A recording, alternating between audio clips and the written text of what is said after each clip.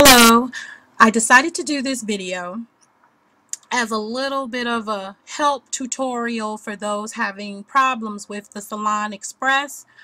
Um, Before I purchased this kit, I watched several YouTube videos to see how it worked and see how people were creating designs, and a lot of the comments up under these videos would have things on it like they can't get it to work, or the design stamper wasn't picking the nail polish up off the plate and things like that. So I've played around with it for a little bit, and I've done a little trial and error, and so I decided to pass on some of the things that I've picked up that were useful, and hopefully they'll be helpful to you.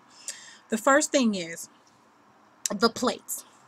Now, the plates come, if you can't get your image to come up on the stamper, the plates come with a blue hue to them. If your plates still look like this is the major part of your problem.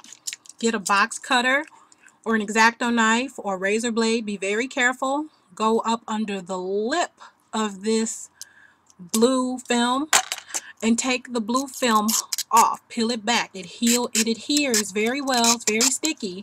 So that's part of the reason why people probably thought it was part of the plate itself. Your plate should look like this. Shiny. Shiny like a new coin. Not blue like this one. Okay? That's the major problem that I've seen with that I've seen a lot of people were commenting about. Some of the other things that I found a little helpful on there is, if you watch some of the other videos of people who have been using the Salon Express, their scrapers are really kind of gooky and have a bunch of colors and everything on them. Nail polish remover, non-acetone, because it will basically just melt the plastic. But you want to use nail polish remover.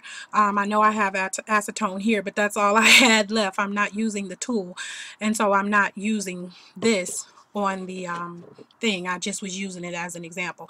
But non-acetone nail polish remover, because you don't want to melt the plastic or break down the plastic.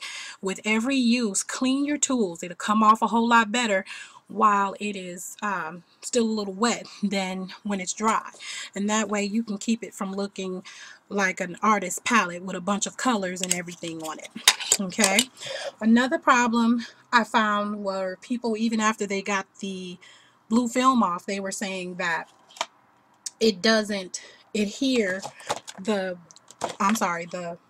design doesn't adhere to the tool very well. Okay, so in the instructions it stated that if you take an emery file or a little file board, you can go across the design like this, kind of light, just to roughen it up a little bit, not to actually break down the silicone that's in the tool, but just to kind of rough it up a little bit better.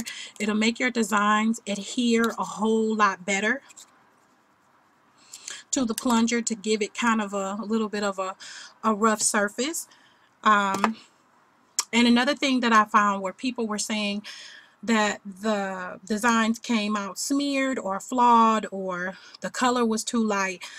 The thing that I found that works out the best is the white polish. The white polish on just about any color. Also, expensive black polishes.